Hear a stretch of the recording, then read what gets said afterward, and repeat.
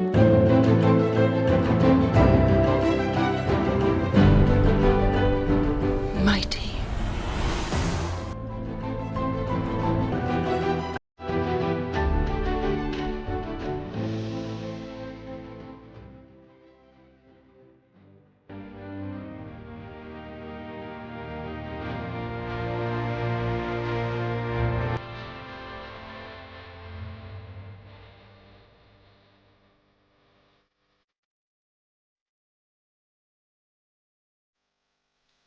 Earth, the watery planet, our home. Water was perhaps the first thing God created because it was there before light, before the atmosphere, and the Spirit of God moved over it. Genesis 1:2. Water is key to life. It is the signature of a creator God that Moses wrote about in Genesis 1, verses 3 to 9. We find there that in a 48-hour period, God set in place the oceans, land, the atmosphere, and light. Without this foundation, no life would be possible. Evolutionists would have us believe that our atmosphere and oceans came about over millions of years via many foolish, unproven theories. Theories that promote complex life coming out of chaos. But we know better. Life is very fragile, and to thrive, you need, at a minimum, perfect atmospheric conditions, fertile land, ideal light, and non-toxic water. Now fast forward from creation story to 18th dynasty Egypt.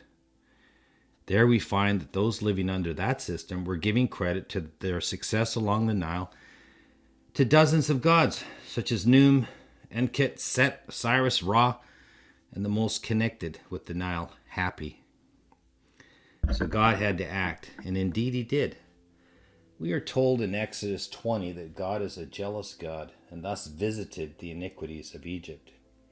So the time was right for God to make himself known.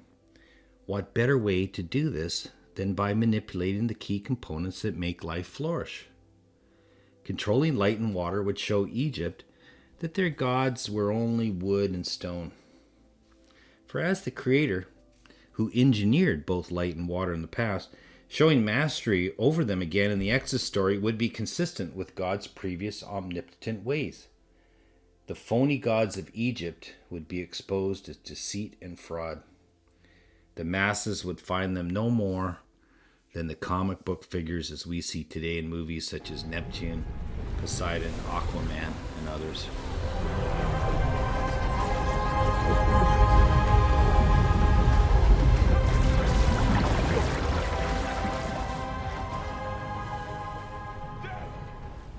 (1446) BC was not Marvel Comics. No, this was the real deal as stated in Exodus 34 verse 10.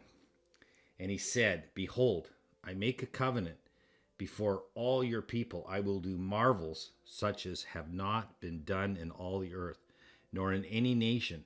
And all the people among whom you are shall see the work of the Lord. For it is an awesome thing that I will do with you." The very first divine manifestation was turning the Nile to blood. This was essentially inserting a protein solute into the vast waterway on a massive scale. God had earlier loaded vast amounts of sodium chloride in our oceans. In fact, the U.S. Geological Survey estimates that if all the salt from the ocean was piled up across the entire surface of the earth, that layer would be, are you ready for this? Ready? 500 feet deep. I mean, just 1 cubic mile of seawater has 120 million tons of salt. So when the evolutionists tell you that all this salt came from water washing over rocks, well, that explanation doesn't pass the sanity test. Befuddled scientists are only guessing. So now they suggest that ocean water enters the hydrothermal vents along the vast trenches, and an ion exchange occurs within the earth, regulating salt levels. In reality, the salt had to be there from day one for ocean currents to work, for sea life to survive and thrive, and for the ocean to have that extra weight that salt provides to hold the continents in place. Either way, it's much easier to believe God created the salt from day one. God himself made this point quite clearly in Exodus 20, verse 11, where we find him proclaiming that he indeed did make the sea and everything in it. God gives this message again in our time in Revelation 14:6, again reminding us to fear him because he made the seas and springs of water. The springs of water are the reminder of the flood and how both water from above and below covered the earth. Now continuing on with this water theme, that is God's way of water. The next miracle involved was an unusual hailstorm that had both fire and ice. We are told this occurred about 4 to 6 weeks before the Exodus because it was the barley and flax harvest. This fits the timeline of early March being the takeoff point because the full moon Passover would have been mid-March. See my video, 1.5 Moons to Sinai. Ice with fire is not natural, even in Iceland, which makes me have to mention what happens to water when it cools to a solid. Instead of becoming heavier, it actually becomes lighter as the molecules chill past the 4 °C mark.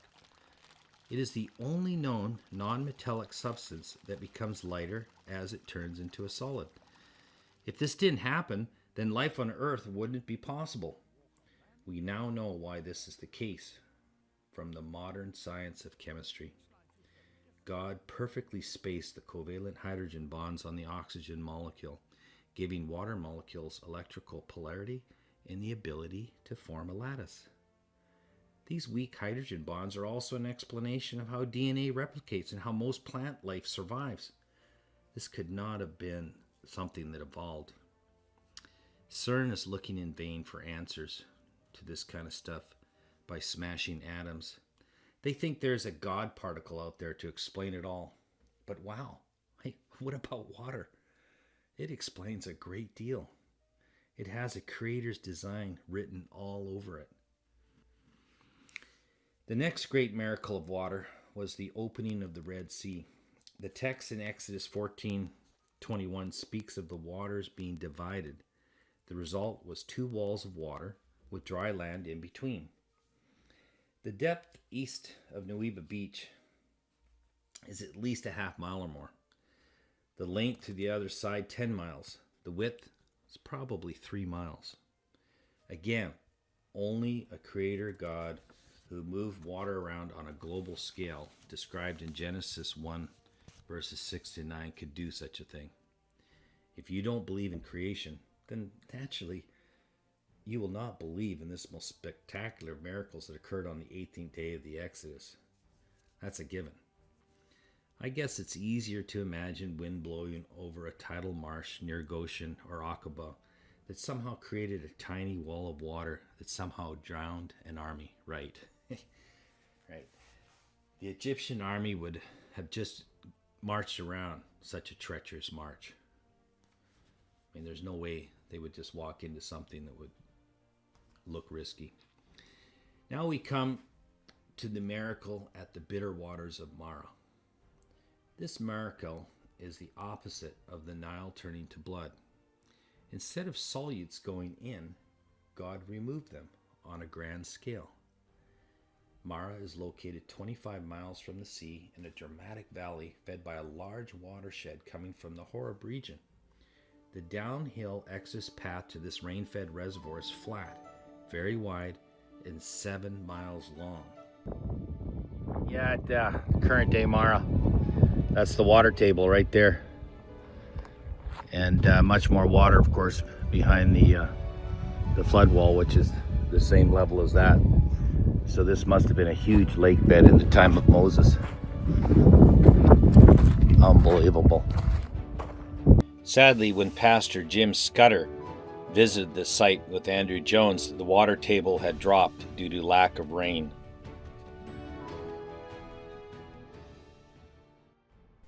We now know that water on the microscopic level can be made crystalline with an appropriate hydrophilic surface. plus light energy or electrical current. Water in this form is free of solutes. The solutes are excluded as the water or H3O2 molecules line up, making pure water. This is considered the fourth state of water, and it happens naturally, just as glacial ice melts. It's clean, it's cold, and that's what I call high-quality H2O. Much of this research was done near where I live at the University of Washington by Gerald Pollack. I urge you to listen to his lectures. It is fascinating stuff. He calls it easy water, named after the exclusion zone of pure water seen under magnification.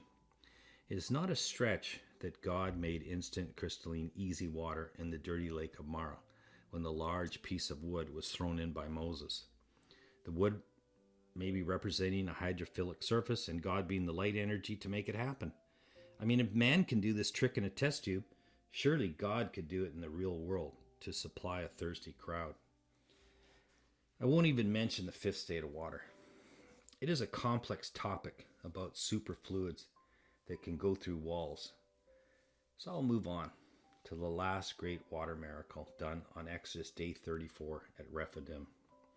This one once again harkens back to creation, where something came from nothing. Psalms 33 verse 9 says, "For he spoke, and it came to be. He commanded, and it stood firm." Some would like to suppose that there is a great cavern of water under Rephidim that Moses simply tapped into. No, I will go as far to say that water instantaneously formed in the rock. And that is probably what made it split. Yes, water is absolutely amazing. We don't know all its secrets. I now want to end with another property of water connected to the Exodus. That is the boiling point of water and its utility to kill germs and sterilize.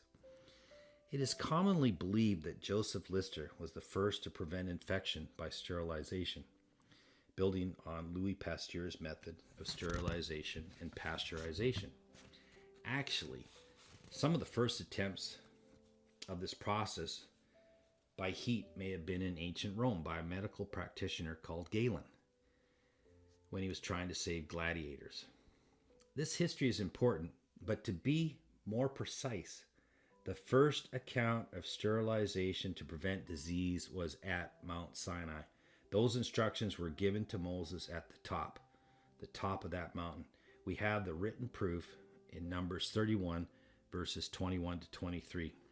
Many pass this text off as simply a form of ritual cleansing. And indeed, this is how it looks to those that don't understand what it's saying. Even with word-for-word translation, if you don't have understanding, the meaning remains hidden. As a doctor of medicine with a degree in bioengineering, who is at the top of his class in microbiology and instructed microbiology labs, I'm here to tell you this text is exactly how a microbiologist prevents bacterial contamination. It is impossible to test or figure anything out in the microbiology lab without sterile technique. All metals that we used in the lab would pass through a flame, and other objects like glass plates would be boiled. Even the most resistant spores of Bacillus anthracis, the agent that causes anthrax, will die if exposed to the heat inside a covered boiling pot for over 5 minutes. The key word in this text is tahir, to be clean or pure. With the English transliteration, it looks a lot like water. When Naaman came up after 7 dips in the Jordan, he was Wyatt. He was completely free of the bacteria that caused his leprosy. So there you have it.